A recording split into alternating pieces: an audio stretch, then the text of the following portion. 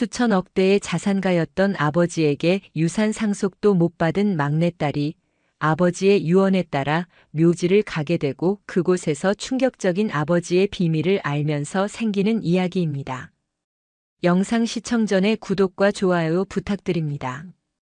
저희에게 큰 힘이 됩니다. 싸늘한 빗방울이 대리석 바닥에 부딪혀 부서지는 소리가 장례식장의 무거운 침묵을 더욱 차갑게 갈라놓았다. 김수아는 검은 상복 차림으로 영정 사진 앞에 못 박힌 듯 서 있었다. 국화꽃 향이 지독하게 코를 찔렀다. 웃는 법이 거의 없었던 아버지 김강철 회장은 사진 속에서마저 어색하고 근엄한 표정이었다. 평생을 건설 현장의 흙먼지와 함께 살아온 사람. 그의 시간은 72세라는 나이로 멈춰섰다. 사흘간의 장례는 거대하고 소란스러웠다. 아버지의 이름이 가진 무게만큼이나 조문객의 행렬은 끝이 없었다. 정계, 재계의 거물들이 스쳐 지나가며 나누는 의례적인 위로의 말들은 수아의 귓가에서 공허한 소음으로 흩어졌다. 그녀는 마치 잘 짜인 연극의 조연처럼 정해진 자리에서 기계적으로 고개를 숙이고 눈물을 보일 뿐이었다. 그녀에게 아버지의 죽음은 슬픔이라기보다 거대한 벽이 갑자기 사라져버린 것 같은 당혹감에 가까웠다. 모든 절차가 끝나고 비로소 가족들만 남게 된 변호사 사무실. 유언장 공개를 위해 모인 자리의 공기는 팽팽한 활시위 같았다. 첫째 오빠 김진태는 초조한 듯 다리를 떨었고 그의 아내이자 올케인 박서현은 애써 평온한 척했지만 탐욕스러운 눈빛까지는 감추지 못했다. 둘째 언니 김유라는 열 손가락에 낀 화려한 반지를 만지작거리며 노골적으로 지루한 기색을 내비쳤다. 그리고 그들 사이에 섬처럼 앉아있는 수아. 그녀는 아무것도 기대하지 않았다. 아니, 기대할 것이 없다는 사실을 너무나 잘 알고 있었다. 고 김강철 회장님의 유언을 받들어 지금부터 유언장을 공개하겠습니다. 최 변호사의 나직한 목소리가 정적을 깼다. 그는 서류를 펼쳐들고 기계적인 어조로 내용을 읽어내려갔다. 첫째, 강남구 삼성동 소재의 KC타워와 주식회사 강철건설의 지분 60%는 장남 김진태에게 상속한다.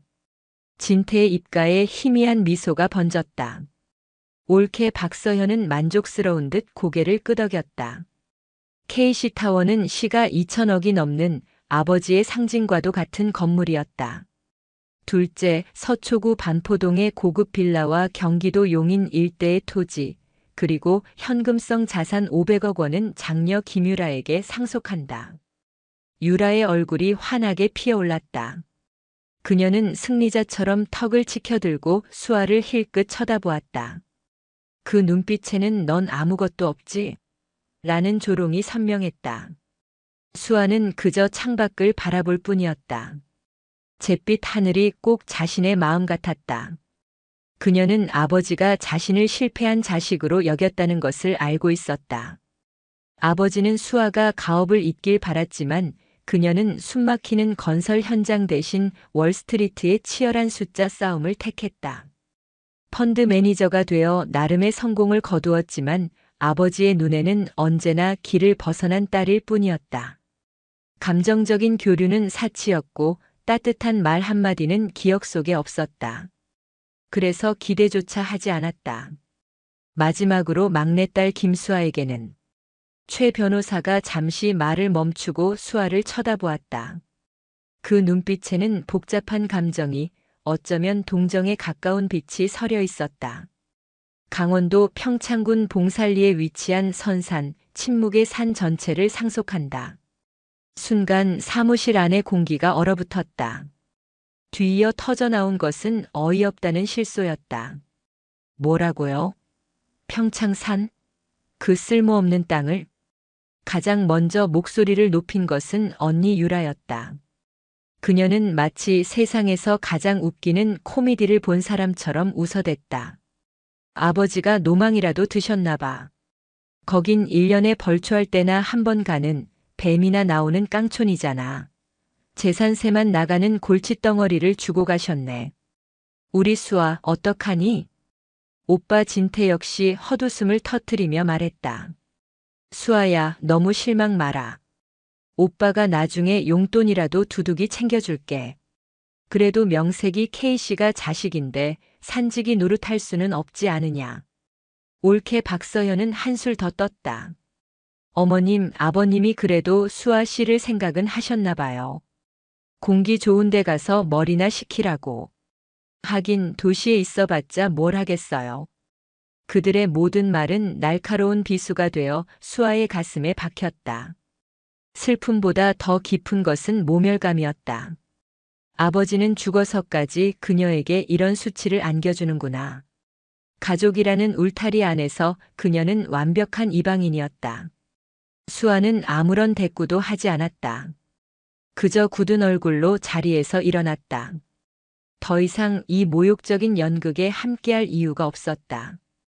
그녀가 사무실 문을 열고 나서려는 순간 최 변호사가 다급하게 그녀를 불렀다. 김수아 씨, 잠시만요. 회장님께서 따로 전해달라고 하신 물건입니다. 변호사가 내민 것은 낡고 작은 나무 상자였다. 수아는 말없이 상자를 받아들었다. 그 안에서 느껴지는 미미한 온기마저 낯설었다.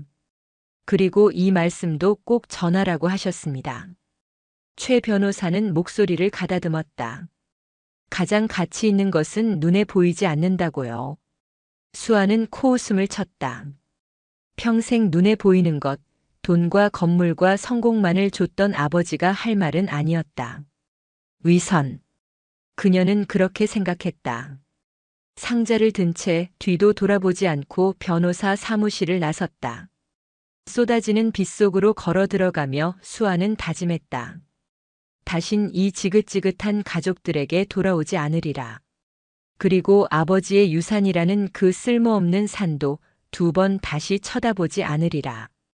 차가운 아스팔트 위로 빗물이 고여 잿빛 세상을 비추고 있었다. 마치 모든 것을 잃어버린 수아의 마음처럼. 서울에서의 시간을 정리하는 데는 일주일이 채 걸리지 않았다. 수아는 다니던 자산운용사에 무기한 휴직계를 냈다. 쉴 새 없이 울리던 휴대폰은 꺼놓은 지 오래였다.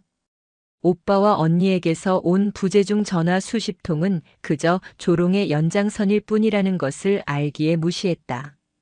그들은 아마도 평창의 산이라도 팔아치워 한몫 챙기라고 비아냥대고 싶었을 것이다.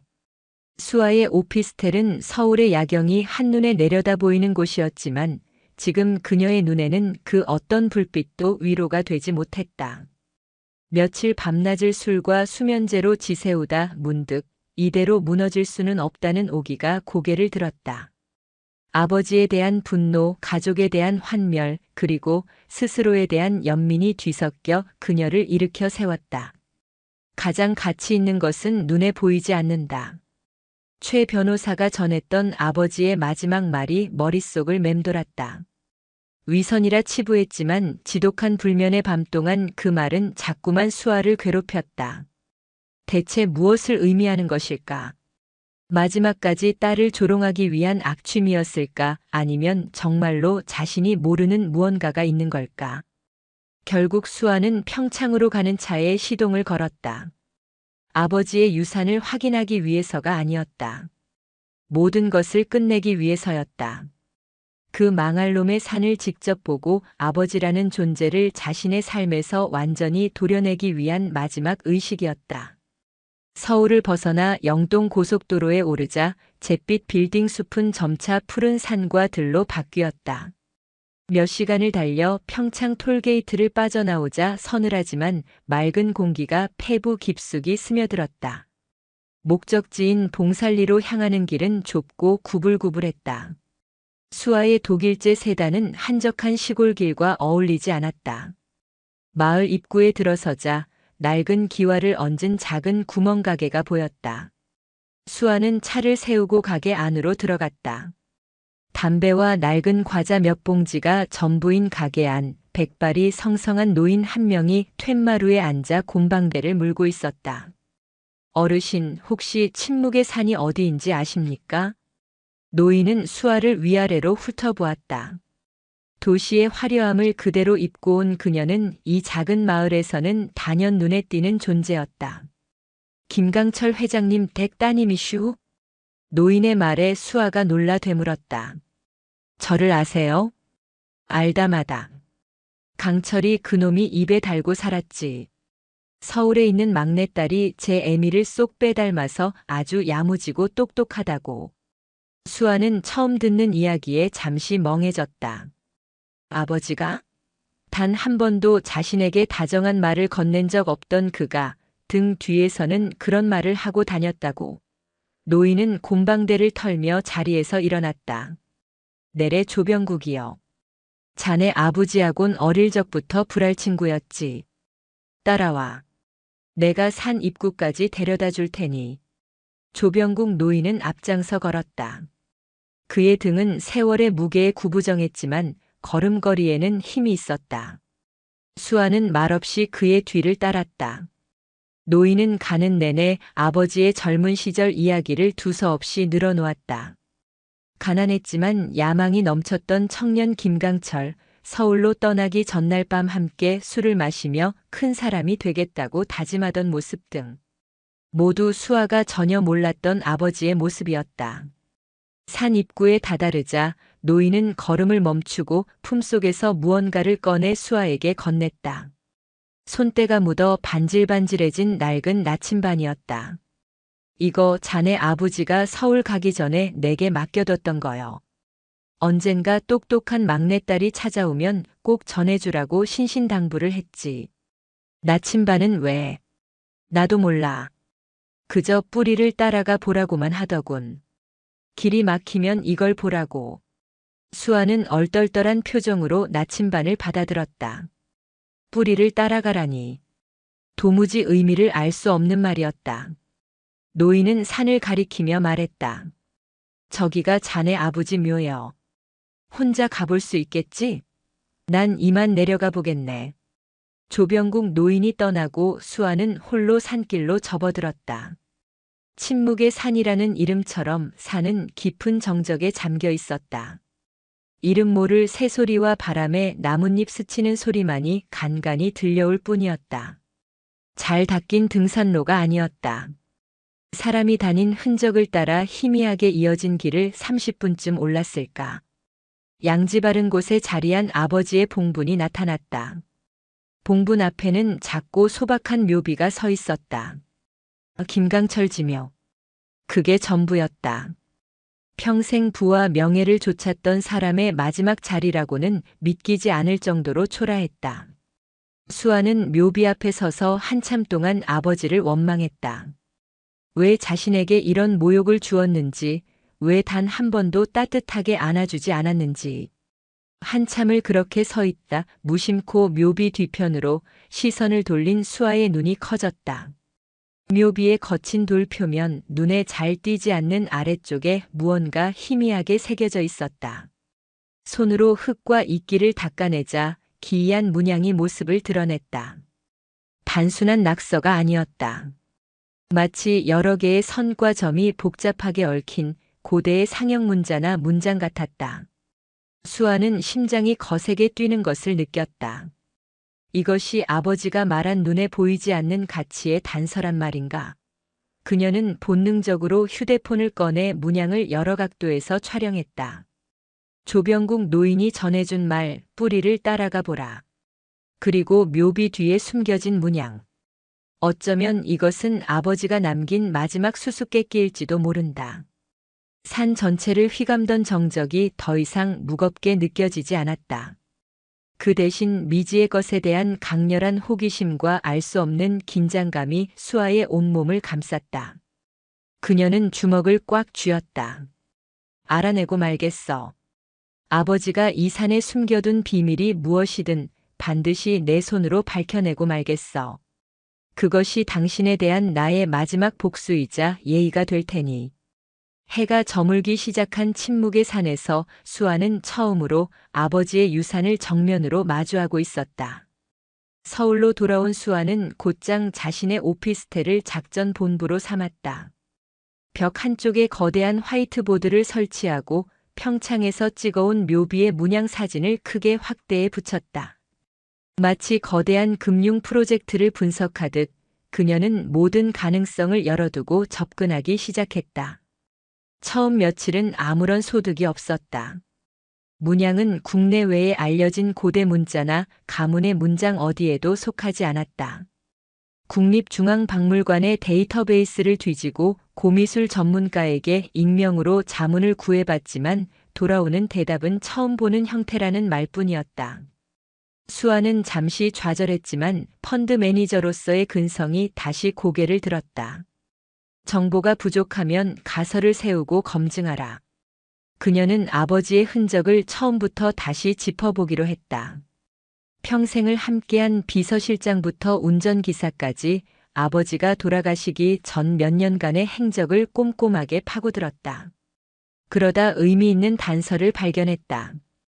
아버지가 몇 년 전부터 고지도와 풍수지리 관련 서적들을 탐독했으며 특히 강원도 지역의 옛 지명과 지리 정보를 수집해왔다는 사실이었다. 고지도? 수아는 곧장 인사동의 고서점들을 뒤지기 시작했다. 며칠을 허탕치던 끝에 한 낡은 서점에서 먼지를 뒤집어 쓴 대동여 지도의 필사본과 함께 조선 후기 평창 일대의 지리가 상세히 그려진 9년 지도를 구할 수 있었다. 지도를 오피스텔 바닥에 펼쳐놓고 묘비의 문양과 비교하던 수아의 눈이 번쩍 뜨였다. 문양의 복잡한 선들은 산맥의 흐름과 일치했고 점들은 특정 계곡이나 봉우리를 가리키고 있었다. 이것은 암호화된 지도였다. 침묵의 산과 그 주변 지형을 나타내는. 그때 아버지의 유품 상자 안에 있던 낡은 수첩이 생각났다. 무심코 넘겼던 수첩 안에는 아버지의 거친 필체로 쓴 메모들이 가득했다. 그중 한 페이지에 이런 문장이 적혀 있었다. 뿌리는 기억하고 물은 흐르며 돌은 품는다. 문득 조병국 노인이 전해준 뿌리를 따라가라는 말과 아버지의 메모가 하나의 퍼즐처럼 맞춰졌다. 뿌리는 아마도 가문의 역사 혹은 이 땅의 근원을 의미할 것이다. 물과 돌은 지도에서 점으로 표시된 바로 그곳. 수아는 지도의 점들이 가리키는 두 곳, 깊은 계곡과 산 중턱의 거대한 바위지대를 붉은 펜으로 표시했다. 이제 남은 것은 직접 확인하는 것뿐이었다. 하지만 비전문가가 무작정 산을 파헤칠 수는 없는 노릇이었다. 수아는 자신의 전공을 살리기로 했다. 그녀는 국내 최고의 지질 분석 연구소와 수질 전문 기업에 연락했다. 개인 소유 부지의 자원 매장량 탐사 및 수질 분석이라는 명목으로 거액의 프로젝트를 의뢰했다. 계약금만 수억 원에 달했다. 상속받은 재산이 없는 그녀에게는 모험이었다. 지난 10년간 월스트리트에서 벌어들인 돈의 상당 부분을 쏟아부어야 했다. 이게 마지막 기회야. 여기서 아무것도 나오지 않으면 나는 모든 걸 잃는 거야. 스스로를 벼랑 끝으로 몰아붙였다. 실패하면 빈털터리가 될 수도 있었지만 이상하게 두렵지 않았다. 오히려 피가 끓었다. 아버지라는 거대한 수수께끼를 풀 수만 있다면 돈은 중요하지 않았다. 며칠 후 분석팀이 최첨단 장비를 싣고 평창 봉살리로 들어갔다. 수아는 서울에서 초조하게 결과를 기다렸다. 하루가 1년처럼 느껴졌다. 분석팀은 그녀가 표시한 두 지점을 중심으로 정밀 탐사를 시작했다.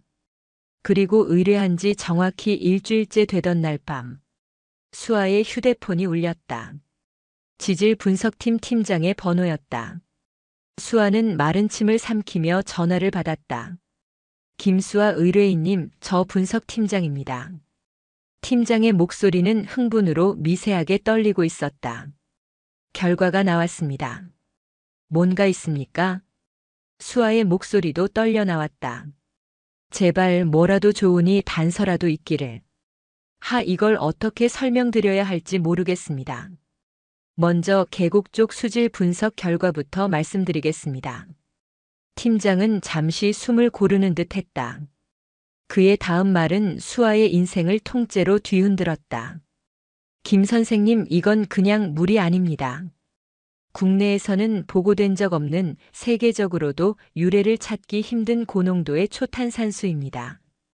의료용으로 사용되는 유럽의 최고급 광천수보다 탄산 함량이 수십 배는 높습니다. 이건 말 그대로 액체 다이아몬드입니다. 수아는 순간 숨을 쉴 수가 없었다. 액체 다이아몬드. 전화기 너머로 들려오는 그 단어가 현실감 없이 귓가를 맴돌았다. 하지만 팀장의 충격적인 보고는 아직 끝나지 않았다. 그리고 더 놀라운 건 바위지대 쪽입니다. 지표2과 레이더와 시추 분석 결과 상당량의 리튬과 히토류 광맥이 존재하는 것으로 추정됩니다.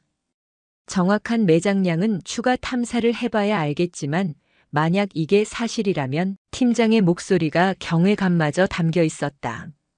이 산은 대한민국 지도를 바꿔놓을지도 모릅니다. 수아는 그대로 자리에 주저앉았다. 전화기를 쥔 손이 부들부들 떨렸다. 아버지, 대체 이 산에 무엇을 숨겨놓으신 건가요? 이것이 당신이 말한 보이지 않는 가치의 실체였나요? 잿더미 속에서 발견한 것은 희망의 불씨가 아니었다. 그것은 세상을 집어삼킬 수도 있는 거대한 화산의 시작이었다.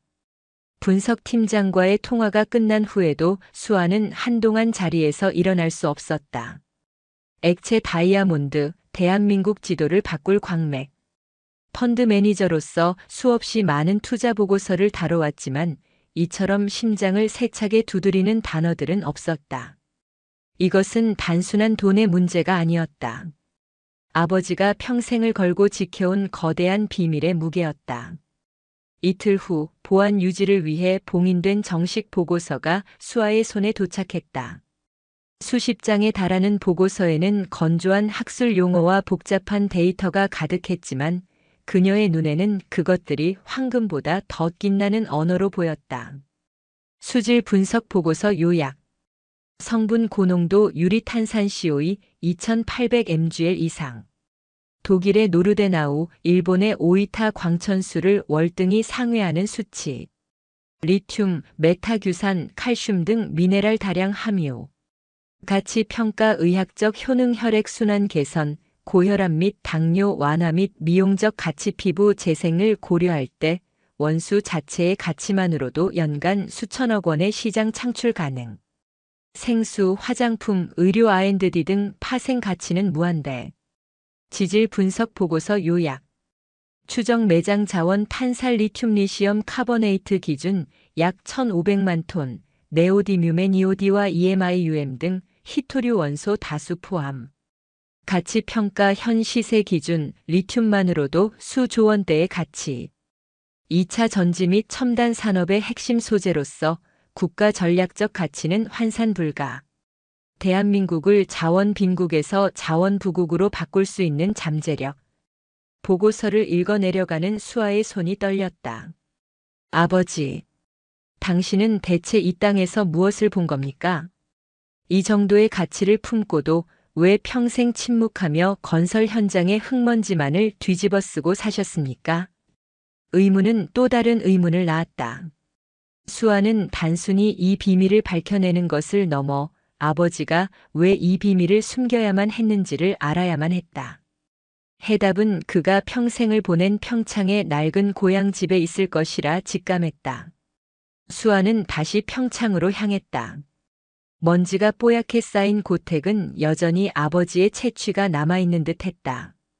그녀는 곧장 아버지의 서재로 향했다.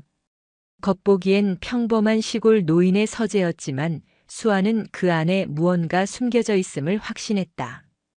그녀는 책장의 책들을 하나하나 꺼내고 벽을 두드리고 마룻바닥을 살폈다. 몇 시간의 수색 끝에 그녀는 낡은 책상 아래쪽에서 미세한 틈을 발견했다. 힘을 주어 당기자 드르륵 소리와 함께 비밀 서랍이 모습을 드러냈다. 서랍 안에는 낡은 누런 종이 뭉치와 빛바랜 흑백 사진 한 장이 고이 놓여 있었다. 종이 뭉치의 표지에는 붓글씨로 이렇게 쓰여 있었다. 태백 의병사 소고회. 아버지의 이름 젊은 날의 김강철이라는 서명과 함께였다. 수아는 아버지가 건설업자가 아닌 역사학도의 꿈을 꾸었다는 사실을 처음 알았다. 논문은 태백산맥을 중심으로 활동했던 구한말 의병들의 행적을 집요하게 추적한 결과물이었다. 그리고 사진 속에는 갓스물을 넘겼을 법한 앳된 모습의 아버지와 그 옆에 수줍게 웃으며 서 있는 한 여인이 있었다. 단정하게 따아내린 머리, 굳은 심지가 느껴지는 맑은 눈빛. 수아는 숨을 멈췄다. 여인의 얼굴이 거울 속 자신과 놀라울 정도로 닮아 있었다. 사진 뒤편에는 작은 글씨로 이렇게 적혀 있었다. 채원과 함께 맹세의 샘 앞에서 1972년 여름 윤채원 아버지의 첫사랑 맹세의 샘. 아마도 그 초탄산수가 솟아나는 곳일 터였다. 수아는 비로소 퍼즐의 거대한 조각들이 맞춰지는 것을 느꼈다. 이것은 단순한 돈과 자원의 문제가 아니었다. 아버지의 청춘과 꿈 그리고 한 여인과의 잊을 수 없는 약속이 담긴 성지였던 것이다. 이 땅의 심장 박동은 리튬과 탄산수가 아니라 아버지의 첫사랑과 지키지 못한 약속에 대한 회한으로 뛰고 있었다. 수아가 아버지의 과거에 다가서는 동안 서울에서는 탐욕의 그림자가 빠르게 피어오르고 있었다. 언니 김유라는 처음부터 수아의 행동이 수상했다. 유산 상속 후 갑자기 회사를 휴직하고 낯선 사람들을 데리고 평창의 산을 들락거린다는 소식을 듣자 그녀의 머릿속에서 경고등이 울렸다. 저 계집애가 혹시... 유라는 자신의 사교계 인맥을 동원해 흥신소 사람을 붙였다. 수아가 거액의 돈을 들여 지질 분석을 의뢰했다는 사실을 알아내는 데는 오랜 시간이 걸리지 않았다. 유라는 흥신소장을 압박했다. 돈은 얼마든지 줄 테니 그 분석 결과가 뭔지 알아내. 결국 흥신소는 분석팀의 말단 연구원 한 명을 돈으로 매수하는 데 성공했다. 연구원은 보안 서약 때문에 자세한 내용은 말해주지 않았지만 술에 취해 몇 가지 핵심 단어를 흘렸다. 온천수 아니, 비교도 안 돼, 땅 밑에는 노다지 국가급. 그 말만으로도 충분했다. 유라는 곧장 오빠 김진태와 올케 박서현에게 달려갔다. 청담동의 고급 레스토랑 룸에서 세 사람이 마주 앉았다. 유라가 흥분한 목소리로 자초지종을 설명하자 진태는 코웃음을 쳤다. 쓸데없는 소리. 그깟 산에서 뭐가 나온다고. 아버지가 괜히 수아한테 그걸 줬겠어? 골칫덩이니까 던져준 거지. 하지만 옆에 있던 올케 박서현의 생각은 달랐다. 그녀는 누구보다 현실적이고 탐욕스러운 여자였다. 아니에요, 여보. 뭔가 있어요. 수아가 어떤 애예요? 자기한테 손해가는 짓은 절대 안 할 애라고요. 걔가 자기 돈 수억을 들여서 분석을 맡겼다는 건 100% 확신이 있었다는 뜻이에요. 서현의 말에 진태와 유라의 눈빛이 흔들렸다. 그들의 머릿속에서 노다지라는 단어가 맴돌기 시작했다. 수천억, 아니 조 단위의 돈이 자신들의 손에서 빠져나가고 있다는 생각에 이르자 핏줄이 서는 것 같았다. 그날 이후 가족들의 태도는 180도 돌변했다. 그들은 수아의 오피스텔로 쳐들어왔다. 문을 열어주지 않자 거의 부술듯이 두드려댔다. 어쩔 수 없이 문을 열자 세 사람은 맹수처럼 거실로 밀고 들어왔다. 김수아, 너 다 알고 있었지? 진태가 삿대질을 하며 소리쳤다. 아버지 구슬려서 그 땅 차지하려고 처음부터 계획한 거지. 이 천하의 사기꾼 같은 년. 수아야, 우리 사이에 왜 이래? 좋은 건 나눠야지. 안 그래? 유라는 진태와 달리 교활한 미소를 지으며 수아의 어깨를 감쌌다. 그 산, 우리 공동 명의로 하자. 개발에서 나오는 이익, 삼남매가 공평하게 나누는 거야. 그럼 아무 문제 없잖아. 수아는 차가운 눈으로 그들을 바라보았다. 아버지의 장례식장에서 자신을 벌레 보듯 하던 그 얼굴들이었다. 싫어. 수아의 단호한 대답에 세 사람의 얼굴이 삽시간에 굳어졌다. 뭐? 이 산은 아버지가 내게 주신 유산이야. 당신들한테 나눠줄 생각 눈곱만큼도 없어. 그 순간 뒤에서 조용히 상황을 지켜보던 올케 박서현이 앞으로 나섰다. 그녀의 목소리는 뱀처럼 차가웠다. 수아 씨, 그렇게 나올 줄 알았어. 좋아. 법대로 하자고. 서현은 변호사에게서 받은 서류를 테이블 위에 내던졌다. 유언 무효 확인 청구 소송. 아버님은 돌아가시기 전부터 건강이 안 좋으셨어. 판단력이 흐려진 상태에서 내가 아버님을 기망하고 유언장을 조작하게 만들었다고 주장할 거야. 증인은 얼마든지 만들 수 있어. 아버님 주치의부터 집안 도우미까지. 거짓말. 거짓말인지 아닌지는 법정에서 가리면 되지. 그리고 언론에도 알릴 거야. 수천억 유산 노리고 치매 아버지 속인 폐륜 막내딸. 헤드라인 괜찮지 않아? 내가 월스트리트에서 쌓은 커리어 한순간에 박살나는 거지. 협박, 기만, 그리고 노골적인 탐욕. 수아는 온몸의 피가 차갑게 식는 것을 느꼈다. 이것은 더 이상 아버지의 비밀을 푸는 개인적인 여정이 아니었다. 자신의 모든 것을 걸고 싸워야 하는 전쟁의 서막이었다. 가족이라는 이름의 적들에게 포위된 수아는 깊은 무력감에 빠졌다. 법정 싸움, 언론 플레이. 돈과 권력을 가진 그들이 작정하고 덤벼들면 승산은 희박했다. 잠을 이루지 못하고 뒤척이던 그녀는 문득 조병국 노인의 얼굴과 그가 전해준 낡은 나침반을 떠올렸다. 길이 막히면 이걸 보라고. 수아는 다시 평창으로 향했다. 마치 상처 입은 짐승이 자신의 굴을 찾듯 본능적으로 그곳으로 이끌렸다. 그녀는 조병국 노인의 낡은 집을 찾아가 아버지의 서재에서 발견한 흑백 사진을 조심스럽게 내밀었다. 어르신, 이분 아세요? 사진 속의 윤채원을 본 조병국 노인의 눈이 크게 흔들렸다. 그는 한동안 말을 잇지 못하고 사진 속 여인과 수아의 얼굴을 번갈아 쳐다볼 뿐이었다. 닮았어, 정말로 닮았구먼. 강철이 그놈이 왜 자네를 그렇게 애틋하게 여겼는지 이제야 알겠네.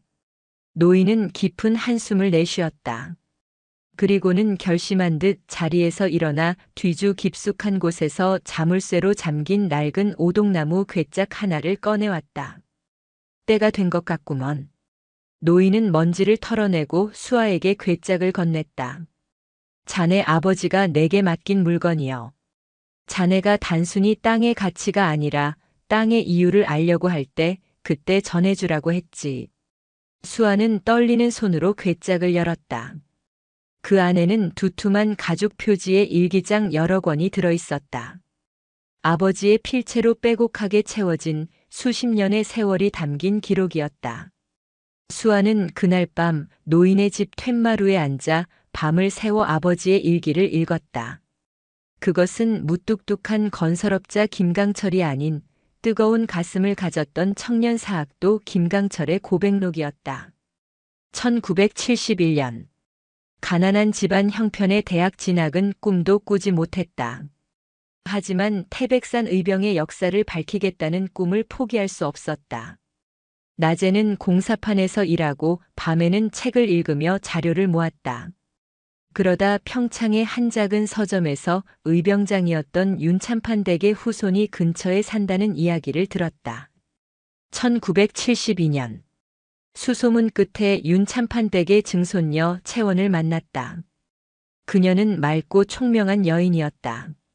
그녀의 집안에는 글로 남겨지지 않은 구전으로만 내려오는 의병들의 이야기가 가득했다. 우리는 함께 낡은 기록을 뒤지고 노인들의 증언을 들으며 산을 헤맸다.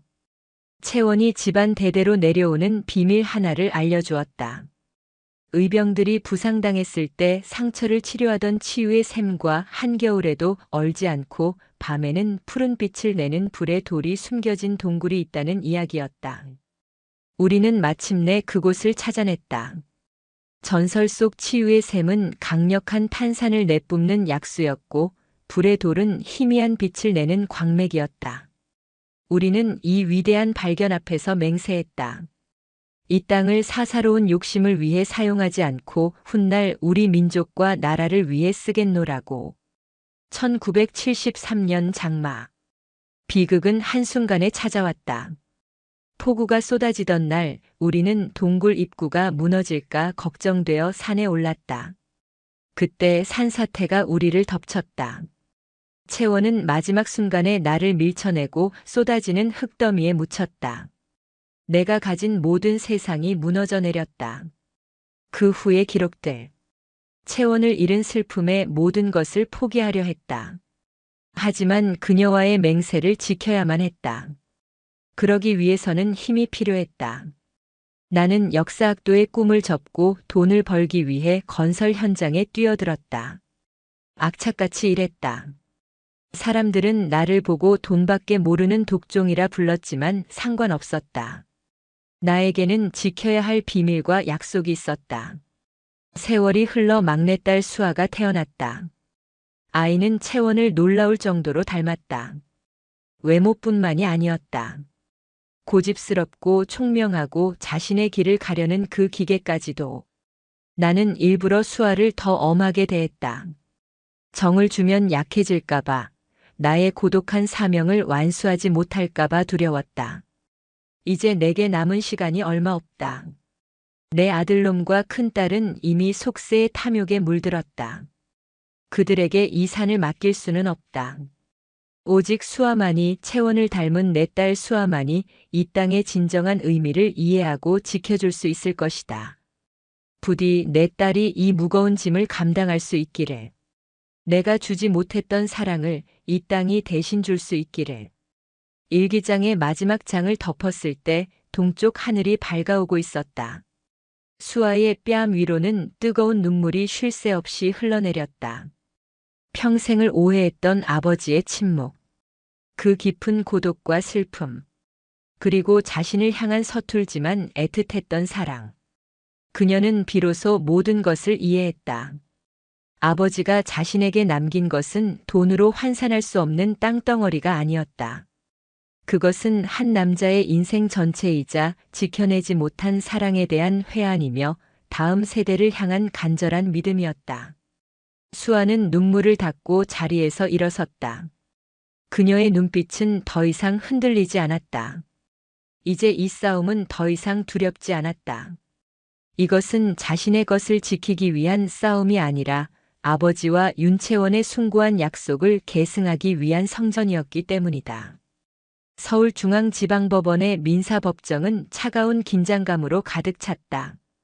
원고석에는 오빠 김진태와 언니 김유라, 그리고 그들의 배후에서 모든 것을 조종하는 올케 박서연이 앉아 있었다. 그들 뒤로는 여러 언론사 기자들이 진을 치고 있었다. 박서현이 흘린 패륜딸의 유산 전쟁이라는 자극적인 소스는 이미 여러 황색 언론을 통해 기사화된 뒤였다. 피고석에 홀로 앉은 수아에게 쏟아지는 시선은 대부분 경멸과 호기심으로 번들거렸다. 원고 측 변호인은 교활했다. 그는 김강철 회장의 주치의를 증인으로 내세워 고인이 말년에 경미한 인지 저하 증상을 보였다고 증언하게 했다. 집안의 가사도우미는 회장님이 돌아가시기 몇 달 전부터 막내 따님 이야기만 나오면 표정이 어두워지셨다라며 교묘하게 편집된 증언을 늘어놓았다. 모든 증거와 정황이 수아가 병든 아버지를 기망해 유산을 가로챈 파렴치한으로 몰아가고 있었다. 피고 김수아는 아버님의 재산을 노리고 의도적으로 접근했습니다. 평소 왕래도 없다가 아버님의 병세를 알고는 효녀인 척 연기하며 판단력이 흐려진 아버님을 속여 유언장을 바꾸게 한 것입니다. 이는 고인의 진정한 의사를 왜곡한 명백한 기망 행위입니다. 원고 측 변호인의 열변에 방청석이 술렁였다. 수아는 쏟아지는 비난의 눈초리를 묵묵히 감당하며 조용히 눈을 감았다. 머릿속에는 아버지의 일기장 구절이 떠올랐다. 수아만이 이 땅의 진정한 의미를 이해하고 지켜줄 수 있을 것이다. 드디어 피고 측 반론의 시간. 수아의 변호사가 자리에서 일어났다. 재판장님, 지금부터 저희는 원고 측의 주장이 얼마나 허위와 탐욕으로 가득 찼는지, 그리고 고 김강철 회장님의 유언이 얼마나 숭고한 뜻을 담고 있었는지를 증명하겠습니다. 첫 번째 증인으로 조병국 노인이 증인석에 섰다. 그는 김강철 회장이 죽기 직전까지 얼마나 맑은 정신을 가지고 있었는지, 그리고 막내딸 수아를 얼마나 믿고 그리워했는지를 떨리는 목소리로 증언했다. 강철이는 늘 말했어요. 내 자식 중에 진짜 내 배짱을 닮은 년은 수아뿐이라고.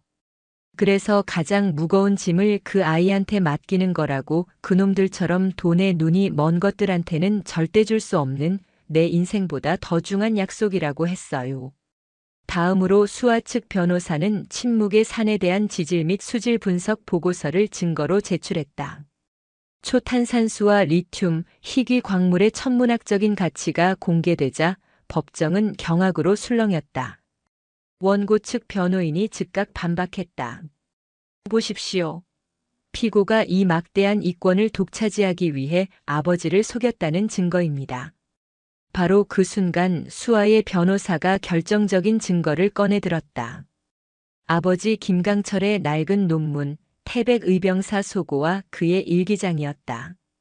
이것은 고인이 젊은 시절 직접 집필한 논문과 평생에 걸쳐 기록한 일기장입니다. 재판장님의 허락하에 일부를 낭독하겠습니다. 변호사는 낭낭한 목소리로 아버지의 일기 중 윤채원과의 만남, 사내 비밀을 발견한 과정, 그녀와의 숭고한 맹세, 그리고 그녀를 잃은 슬픔과 평생을 그 약속을 지키기 위해 살아온 고독한 삶을 읽어내려갔다. 법정은 순식간에 숙연해졌다. 한 남자의 비극적인 사랑 이야기와 돈이 아닌 역사를 지키려 했던 그의 처절한 삶이 모두의 가슴을 울렸다. 고 김강철 회장님에게 침묵의 산은 돈이 아니었습니다. 그것은 지켜지 못한 첫사랑과의 약속이었고 이름 없이 쓰러져간 의병들의 너클 기리는 성지였습니다. 그리고 그 숭고한 유산을 이어갈 자식으로 당신의 신념과 첫사랑의 모습을 모두 닮은 막내딸 김수아를 선택한 것입니다. 이것이 본 유언의 유일하고 명백한 진실입니다. 낭독이 끝나자 법정에는 깊은 침묵이 흘렀다. 진태와 유라 그리고 박서현의 얼굴은 하얗게 질려 있었다. 그들이 탐욕스러운 시선으로 바라보던 땅이 실은 아버지의 눈물과 회한으로 이루어진 성역이었다는 사실 앞에서 그들의 주장은 설득력을 잃고 추악한 욕심으로 전락해버렸다.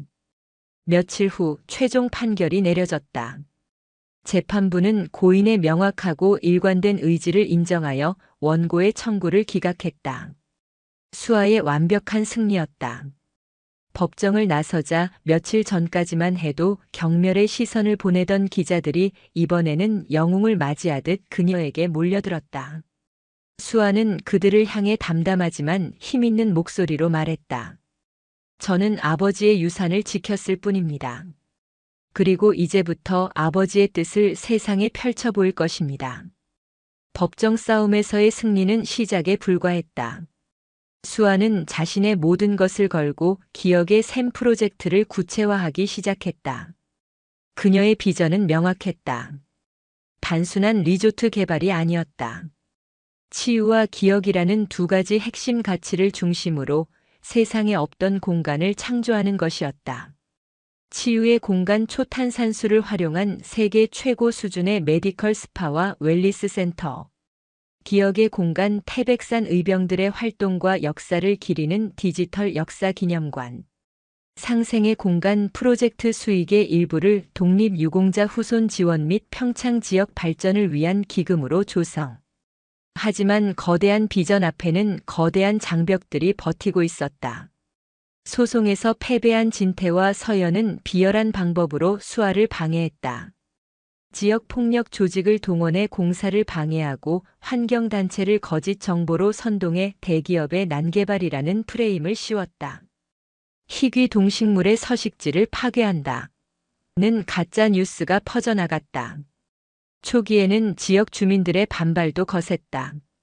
평생 조용하던 마을의 거대한 공사가 시작되고 외지인들이 몰려드는 것에 대한 불안감 때문이었다. 수아는 굴하지 않았다. 그녀는 매일같이 마을 회관을 찾아가 어르신들 앞에 무릎을 꿇고 자신의 진심을 설명했다. 화려한 프리젠테이션 대신 아버지의 일기장을 보여주며 이 땅에 얽힌 역사를 이야기했다. 이곳은 단순히 돈을 버는 사업장이 아닙니다. 여러분의 할아버지, 또 그 할아버지의 아버지께서 목숨 바쳐 지키려 했던 바로 그 땅입니다. 저는 그분들의 숭고한 정신을 기리고 그 후손인 여러분과 함께 이 땅을 더 가치 있게 만들고 싶습니다. 또한 프로젝트의 모든 채용은 평창 주민을 최우선으로 하고 공사에 필요한 모든 자재와 식료품은 지역에서 조달하겠다는 상생 협약을 맺었다. 그녀의 끈질긴 노력과 진심에 처음에는 의심의 눈초리를 보내던 주민들의 마음도 점차 움직이기 시작했다. 특히 조병국 노인이 마을의 원로들을 설득하며 수아에게 큰 힘이 되어 주었다. 마침내 첫 삽을 뜨는 날. 기억의 샘 기공식은 소박하지만 의미 깊게 치러졌다. 수아는 안전모를 쓰고 직접 포클레인에 올라 첫 흙을 펐다. 그것은 미래를 위한 희망의 첫 삽이었다. 그녀의 등 뒤로 이제는 든든한 지지자가 된 봉살리 주민들의 박수 소리가 메아리처럼 울려 퍼졌다. 기억의 샘 공사는 순조롭게 진행되는 듯 했다. 역사 기념관이 들어설 부지를 터닥던 어느 날 거대한 안반 아래에서 텅 빈 공간이 발견되었다. 인부들의 보고를 받은 수아가 한달음에 달려갔다. 좁은 입구를 통해 안으로 들어서자 거대한 동굴이 모습을 드러냈다. 동굴 내부는 수백 명이 동시에 머물 수 있을 정도로 넓었다. 한쪽 벽에는 무기들이 정연하게 놓여 있었다. 녹슨 화승총과 칼 그리고 다량의 탄약. 다른 한쪽에는 습기를 막기 위해 기름종이로 겹겹이 싼 나무 괴짝들이 쌓여 있었다. 수아는 떨리는 손으로 괴짝 하나를 열었다. 그 안에서 눈부신 황금빛이 뿜어져 나왔다. 군자금으로 쓰였을 금괴와 은괴였다. 가장 놀라운 발견은 마지막 괴짝에서 나왔다. 그 안에는 금괴가 아닌 빼곡하게 글씨가 쓰인 명부 한 권과 두툼한 문서 뭉치가 들어있었다. 태백의병 참여자 명부. 그동안 역사에 기록되지 않았던 수많은 의병들의 이름과 출신, 활동 내역이 상세히 적혀 있었다. 명부에는 수아의 가문인 김 씨와 아버지의 첫사랑이었던 윤채원의 가문 윤 씨의 이름도 선명하게 새겨져 있었다. 함께 발견된 문서는 의병장 윤참판이 직접 기록한 항일 비망록이었다. 일제의 잔혹한 만행과 의병 활동의 구체적인 내용이 생생하게 담겨 있었다. 이것은 단순한 유물을 넘어 일제의 역사 왜곡을 정면으로 반박할 수 있는 결정적인 사료였다. 동굴의 발견은 대한민국을 뒤흔들었다. 언론은 연일 평창에서 발견된 역사의 타임캡슐에 대해 대서특필했다. 정부는 긴급 조사단을 파견했고 동굴과 유물들은 모두 국보급 문화재로 지정되었다.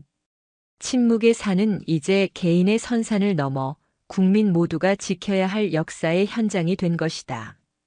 이 발견으로 수아를 음해하던 모든 세력은 힘을 잃었다.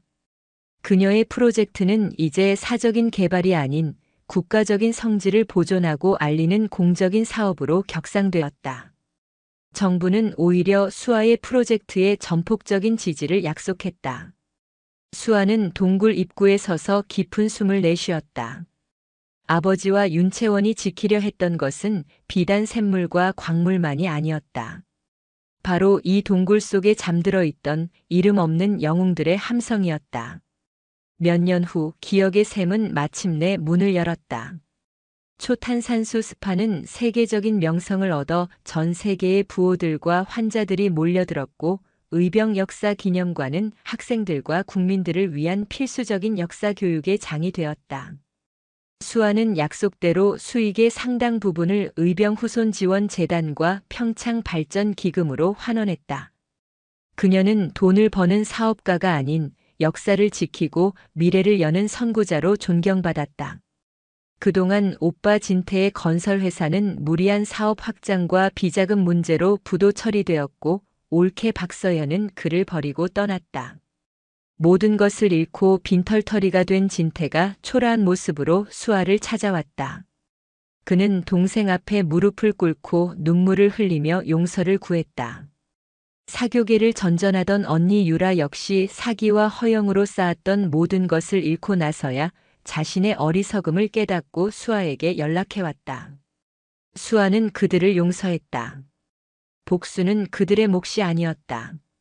그녀는 진태에게 재단에 작은 일자리를 주며 재기할 기회를 주었고 유라에게는 심리 상담을 지원하며 마음의 상처를 치유하도록 도왔다. 가족이라는 이름은 비록 상처투성이었지만 완전히 끊어낼 수는 없는 것임을 깨달았기 때문이다. 어느 맑은 봄날 수아는 침묵의 산 정상에 올랐다.